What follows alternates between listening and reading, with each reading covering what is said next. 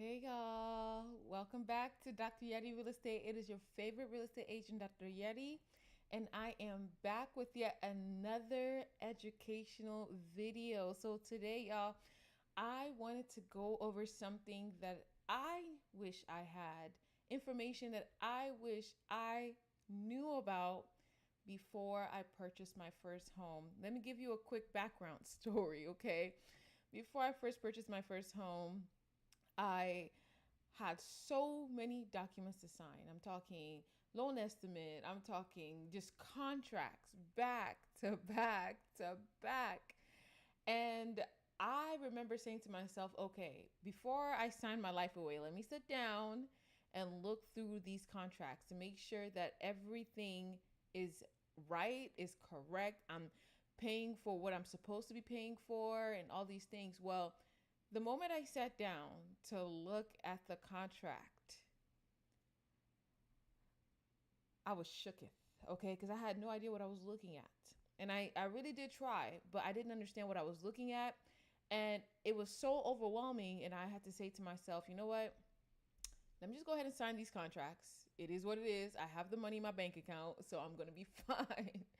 Okay. And so now, as a real estate agent, seeing so many people sign off on loans that they really could have gotten a much better offer on, it's really devastating. So, you may or may not know that I have started my consulting services. Okay, so wherever in the United States that you may live, if you are ready to shop for a home and you want to feel very confident before you get to that closing table, feel free to schedule some time with me. The link is in the description of this video.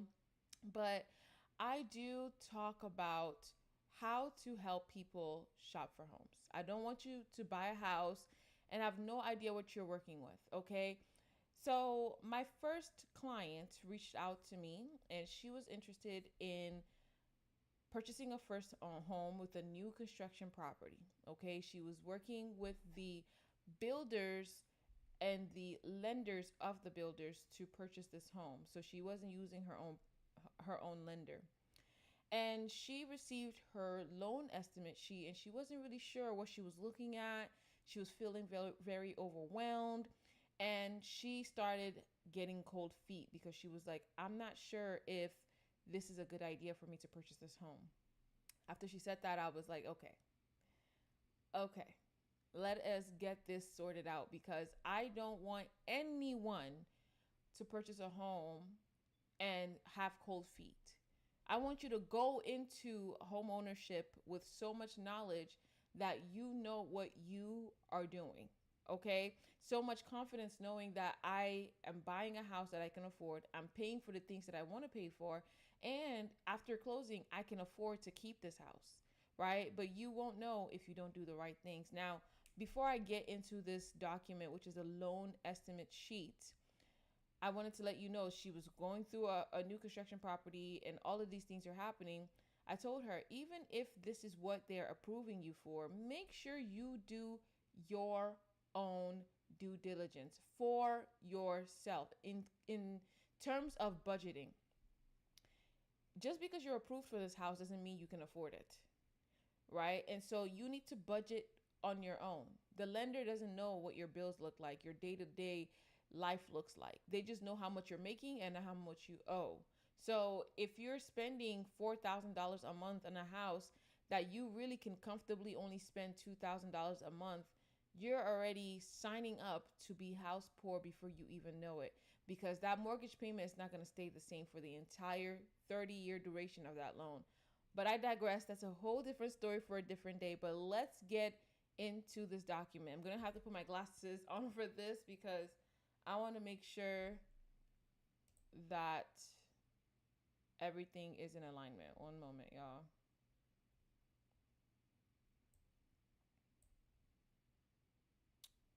Let me make sure.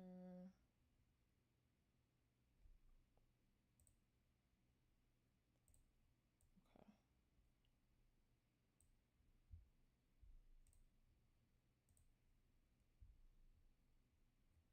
All right.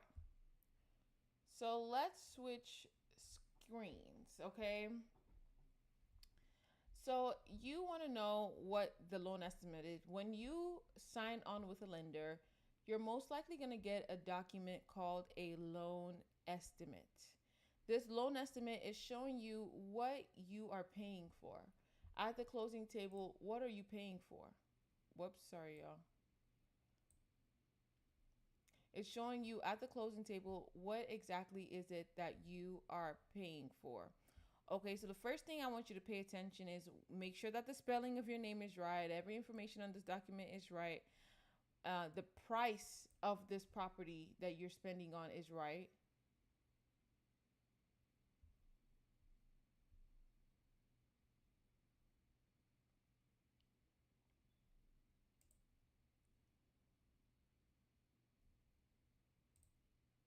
The price that you are spending on this property is right. You want to make sure also that it is a 30-year loan and not a 15. It could be 15, it could be 30, but you want to make sure that all this information is aligned with what you discussed with the lender. Okay, you want to make sure that the purpose is purchase and not construction, right? You also want to make sure that the product is a fixed rate and not an arm, or also known as an adjustable rate mortgage. So what is an adjustable rate mortgage? An adjustable rate mortgage is a mortgage that fluctuates in interest rates, essentially. So if you purchase this home with a 5% interest rate with an adjustable rate mortgage, when you're signing on for an adjustable rate mortgage, thank you for all the work that you do. God bless you too, Odami. Thank you. So if you are signing on for an adjustable rate mortgage, just know that after 5 years, which is a typical time that the mortgage changes, after 5 years, it will change to the current market rate. So be aware of that. With the loan type, there's a conventional loan, FHA loan, there's a VA loan. There are different types of loan. There's USDA loan, there are jumbo loans. In this case, you want to make sure, amen, God bless you, thank you. You want to make sure that this loan is a conventional loan or an FHA, whatever type of loan it is that you're signing on with your lender. You want to make sure that this loan estimate is showing accurately what type of loan it is that you discuss with your lender. Okay. Of course, the loan ID is this number is the ID of your loan with the lender. So the lender has, um, you know, an ID number to locate your loan in case you call them and you're like, hey, I want to get information about my loan. They might ask you what your loan ID is. It identifies what your loan is. Okay. Then there's a rate lock. Is there a rate lock? Yes or no? Now, this is important because if you sign on this loan estimate and there is no rate lock and it's telling you that the interest rate is 3.875, mind you, this is a fake loan estimate sheet from 2013. So we haven't seen an interest rate this low in a while, but if you get an interest rate with 3.875 and you don't lock in the rate, and tomorrow the interest rate goes up to 4%, just know that if you close and the interest rate is 4%, then you are getting an interest rate of 4%, and all the numbers on this loan estimate sheet will change. You want to make sure you lock in on the rates, and lenders typically offer something called a trailing interest rate lock. Basically, as the interest rate drops, the trailing lock will follow, right? So if the interest rate goes down, it will lock you at the lower interest rate. If it goes up, you're going to stay at the current interest rate that you are in, okay? So make sure you keep that in mind, that you are having a lock on this interest rate. Now, it does cost some money to lock in the interest rate. It's not free. So at the closing table, you're most likely going to be charged, and it's going to come up on the loan estimate as well. When there's a rate lock, you're going to pay for it, right? In the front end, the lender will pay to lock in the rate, but in the back end, they're going to take it back in fees.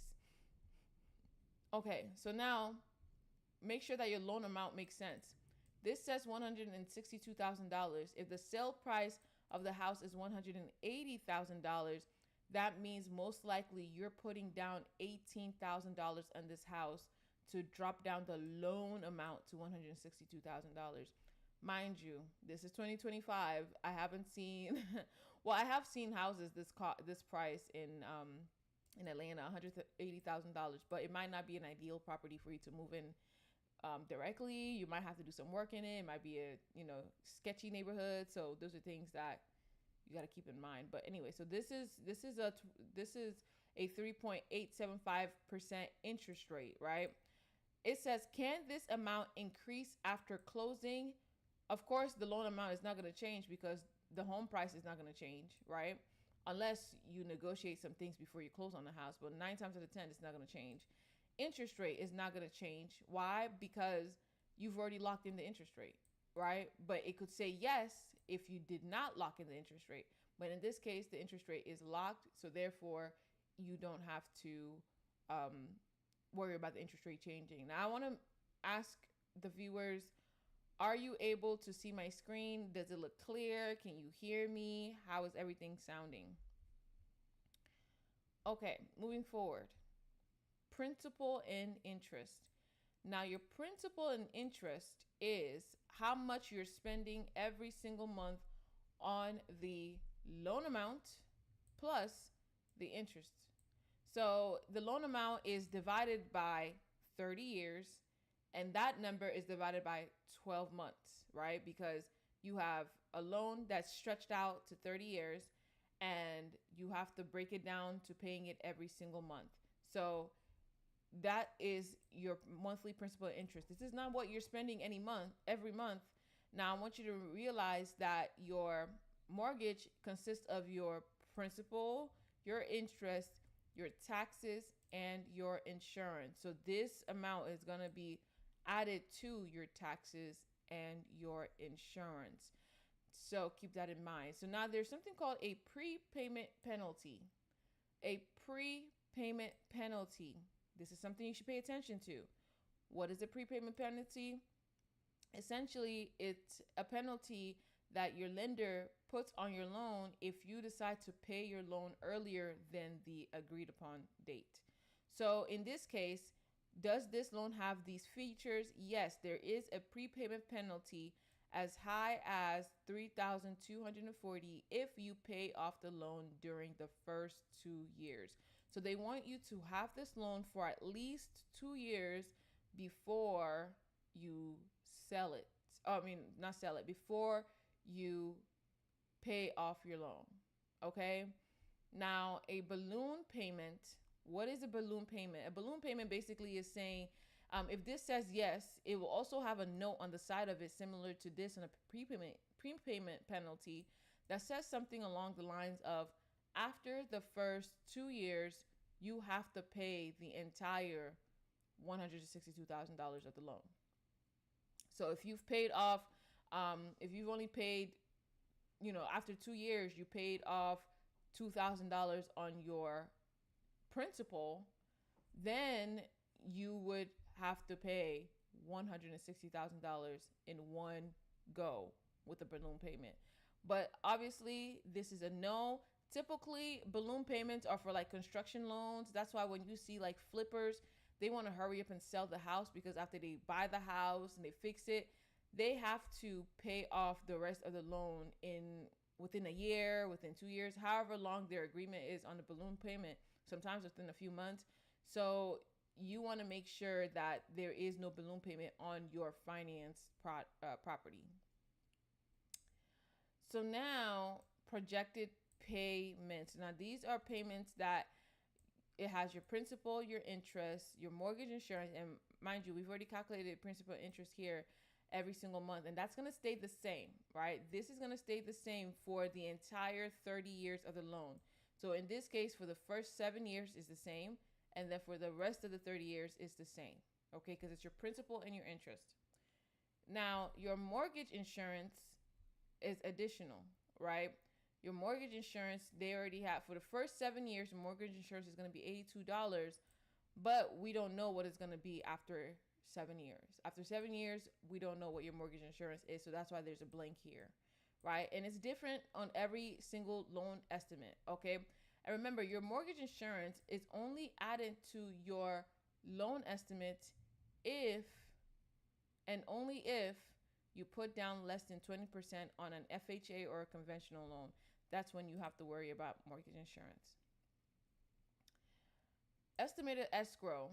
Estimated escrow is how much you have to pay every single month into your escrow. Now, if you don't know about escrow, I might have to make a separate video about an escrow, but a quick synopsis and explanation of what an escrow is. Your escrow is like a bank account within your mortgage that pays for your taxes and your insurance, right? So your taxes and insurance go out in one huge gulp, right? So if your taxes are $5,000, you pay that entire $5,000 to the state, to the local government in one go. However, you are not paying for it in one go. Your escrow account is paying it in one go. You are paying into your escrow account every single month to either replenish it or to make sure that there's money there for the next year. Okay, so your estimated total monthly payment is going to be $1,050. Remember, it was $761.78, but now with the additional mortgage insurance and the estimated escrow, you're looking at $1,050. Now remember, this estimated escrow, I'm going to come down here, is 200 is broken down even further to know what is in the escrow. Remember, I said it's taxes and insurance, and it says, is taxes in the escrow? Yes. Is homeowners insurance in the escrow? Yes. This is $206 a month, right?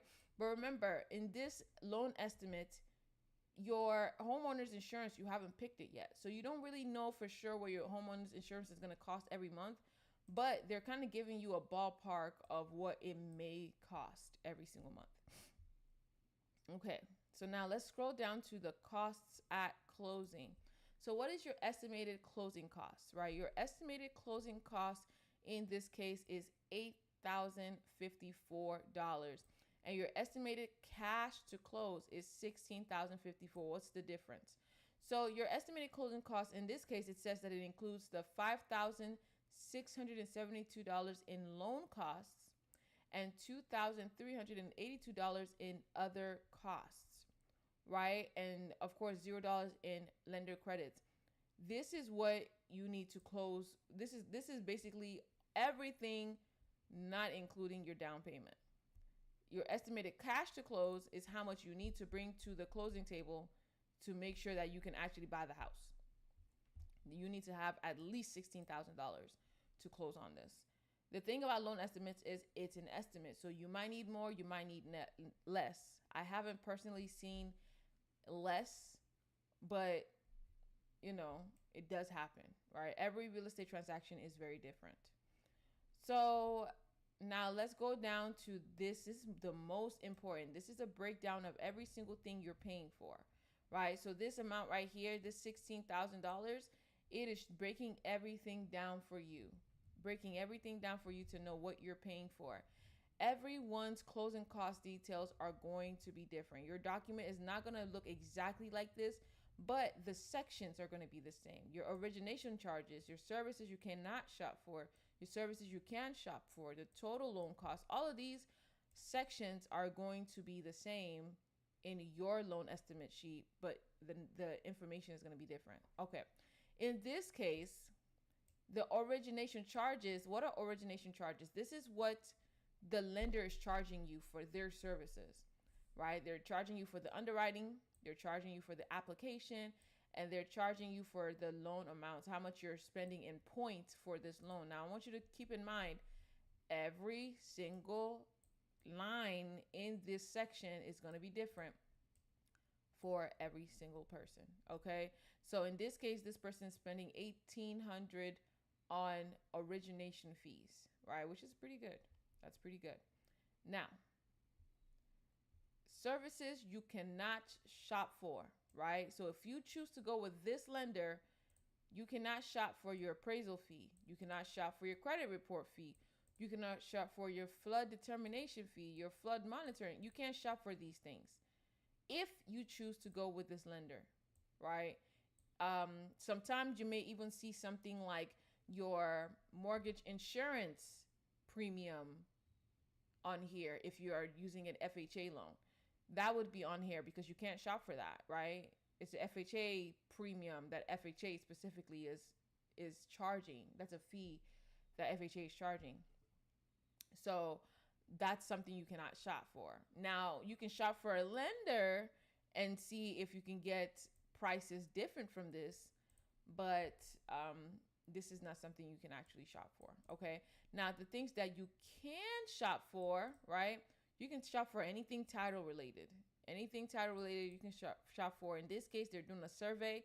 So if you have a cousin Joe who does surveys and your cousin Joe says to you, I can do this for free, I'm not going to charge you anything for it, then you could say, okay, I could do a survey and I have somebody that can do it for me for free. So you can take that, change that. And so your total loan cost can go down, right? It can go down if you have someone else that can change this, do this for you. Or it could go up, whatever you choose to do, right? Now, the other costs. Now, this is the most important aspect of your loan estimate sheet. The other costs. Now, there's taxes and other government fees, right? Recording fees and other taxes. Now, one of the reasons why I wanted to make this video is because the young lady who worked with me, she had recording and other taxes. Actually, no, she had transfer taxes that were significantly higher than what it should have been. And I told her that you need to bring this up to the lender because my transfer taxes should not be $12,000, right? That's information that she wasn't aware of. I wasn't aware of it. Matter of fact, yeah, I wasn't aware of that. So when I saw that, I was like, these transfer taxes are too high. You definitely need to bring this up to the lender. Now, the prepaids, this is another section that you should pay attention to. Your homeowner's insurance premium for 6 months, you're paying for that ahead of time. For the next 6 months, you've already paid for it. Your mortgage insurance premium, okay, it doesn't say anything because you're not paying for that. Your prepaid interest, right? At least not in this section. You're not paying a prepaid for your mortgage insurance. Your prepaid interest for the next 15 days, you've already paid $262 for the first 15 days of you moving in, prepaid already. Then there is property taxes, but that's not included in this as well. So there is no prepaid for property taxes. Now, your document can say that there is prepaid property taxes, right?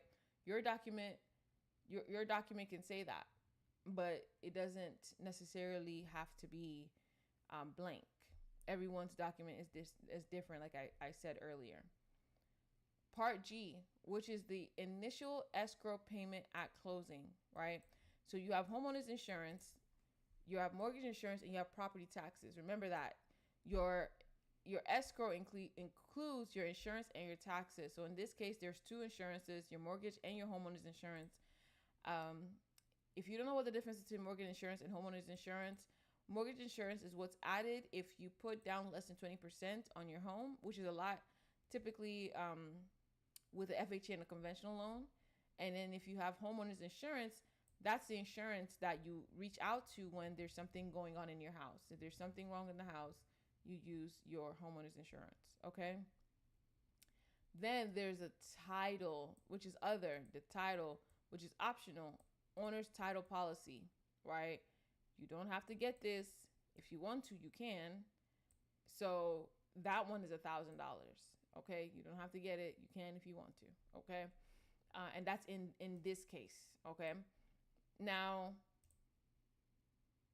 Section I, which is total other costs, EFGH, which is other costs. This entire section on the right is added up to $2,382, and J is the total of I and D, which is $2,382 plus $5,672, and you get $8,054.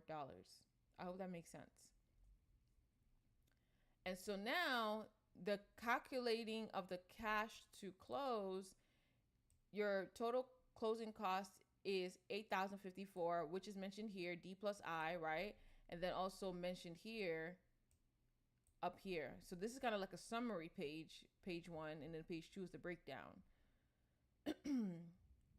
Now you're looking at down payment funds from borrower.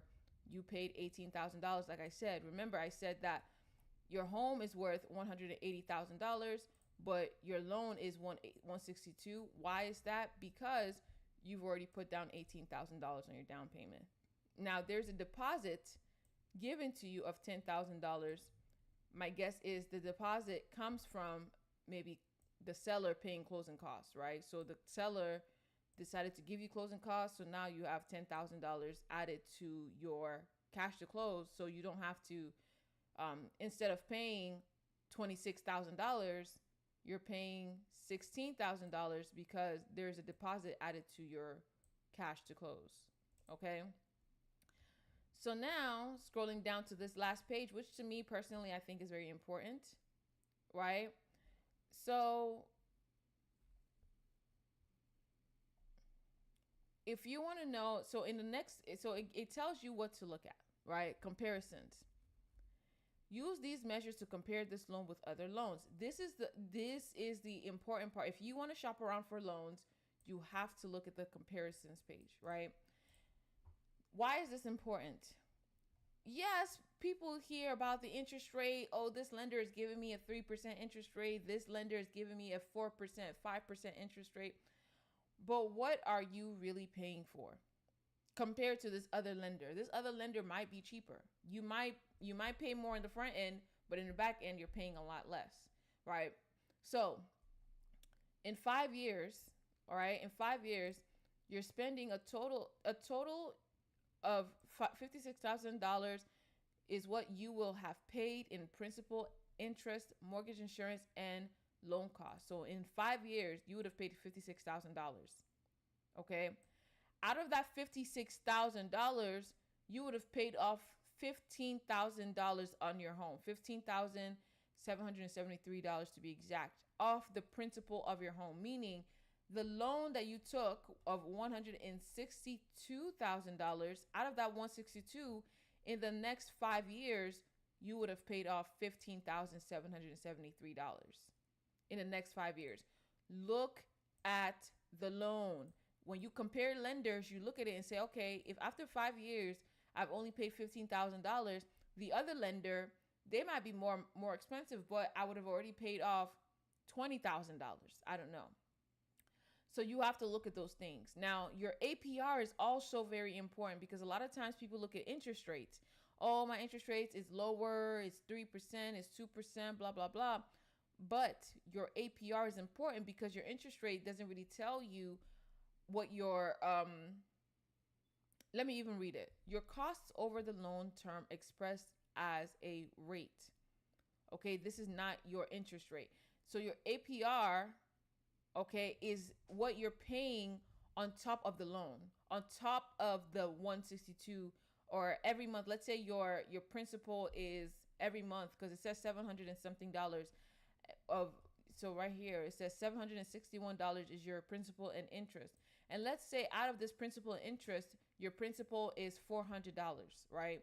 If your principal is $400, every single month, if you're paying your principal, interest, taxes, and insurance, which is what your entire monthly mortgage payments are, on top of your premium, you're paying an additional 4%.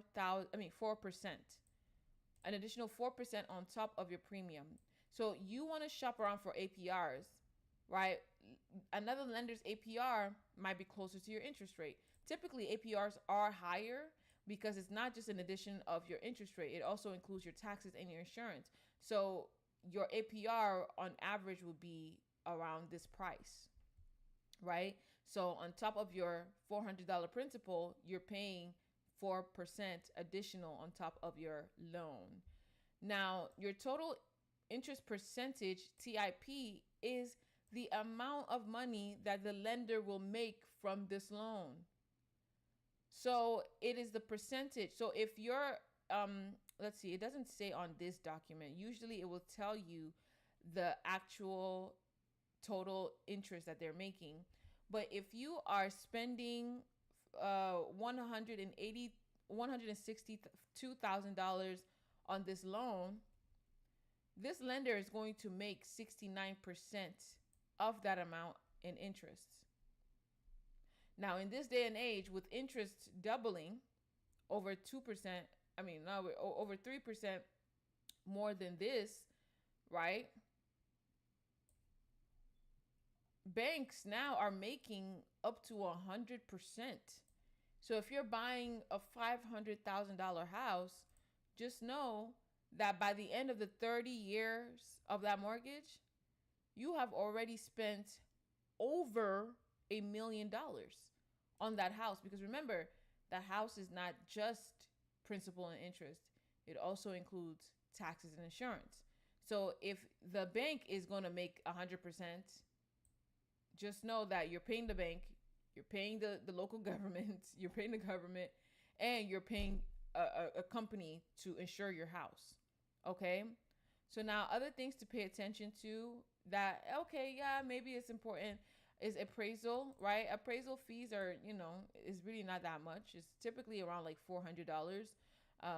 But it could be less. In this case, I think it's 405. So typically that's around the price of an appraisal. You can shop around for that. Another thing is assumption. Now, you may or may not know what an assumption is, but let me explain it. An assumption on a loan is if you decide like you want to buy a house and the house was previously purchased during a time period where interest rates were really low, but right now interest rates are 7%. And when that person bought it, they bought the house at a 2.5% interest rate. You can assume that person's loan with their interest rates, right? So that it will be cheaper for you. You won't have to spend way more on interest on a loan when you can just assume their loan, like take their loan and just pay off the difference in the cost of the house, if that makes any sense. And so in this case, they will not allow assumption of the loan on the original terms. So if you decided that you wanted to sell the house and somebody says, oh, a 3% interest rate, this is amazing, I would like to assume your loan. Well, unfortunately, this loan is not assumable. So when you're comparing loans, one of the things to pay attention to is it assumable? Okay. Another thing is to the homeowner's insurance. Well, that's not really that important to shop for, but they still put it on here. This loan requires homeowner's insurance. Most lenders require homeowner's insurance. It's something you have to shop for. Most lenders require you to have a homeowner's insurance. Late payment. If your payment is more than 15 days late, we will charge a late fee of 5% of the monthly principal and interest payment. So ask yourself, are you able to afford 5% if you forget to pay your monthly payment? Or maybe another lender will only charge you a set fee. Maybe they'll only charge you $500. Maybe $500 is a little extreme. Maybe they'll charge you $100 every time you're late on your mortgage, as opposed to 5%. So you can also shop for that as well, right? Another thing is refinance. So refinancing this loan would depend on your future financial situation, the property value, and market conditions. You may not be able to refinance this loan. So they're letting you know ahead of time, you may not be able to refinance, right? So you have to, this is important, right? Because let's say you want to do an adjustable rate mortgage, and before that 5-year mark, you want to refinance. Well, if it's telling you that you may not be able to refinance this loan, you have to talk to the lender. Like, what do you mean I may not be able to refinance this loan? Right? What are the conditions that will prevent me from being able to refinance this loan? This is important. Now, servicing. We intend to service your loan, right? If so, you will make your payments to us. Or we intend to transfer servicing of your loan. This is typically called the secondary market. So this loan that you're signing on with this lender, 9 times out of 10, they're going to sell it to another mortgage broker after 6 months. Legally, they have to hold it on for 6 months. But after 6 months, they can literally sell this loan to another lender, and that lender will be the one that you're paying the mortgage payments to. Okay, so they're telling you they're not gonna service this loan, And typically the loan terms are going to stay the same. It should stay the same. It's just that somebody else is going to be servicing the loan and not the company. So, so basically that's it. That is it. If you guys have any questions, let me know. But this is all it is about loan estimate sheet. And once again, if you're going through a home buying process and you are concerned, you don't know where to start, you're looking at the loan estimate sheet and it doesn't make sense, everything looks like alien language to you, please schedule a free consultation with me. We can talk about this. If you decide that you want to work with me, let's do this, because I don't want you to buy a house that you are not ready for. I don't want you to buy a house and be confused and get cold feet at the last moment after spending thousands on just shopping for a home. So I want to make sure that you purchase a home wisely. So make sure you schedule a free consultation with me. The link is in the description of this video. And if you made it this far, thank you so much. Make sure you make sure you share this video with anyone that's ready to buy a house, and make sure you subscribe. But thanks so much for making it this far. I love you. And remember, God loves you even more. Bye.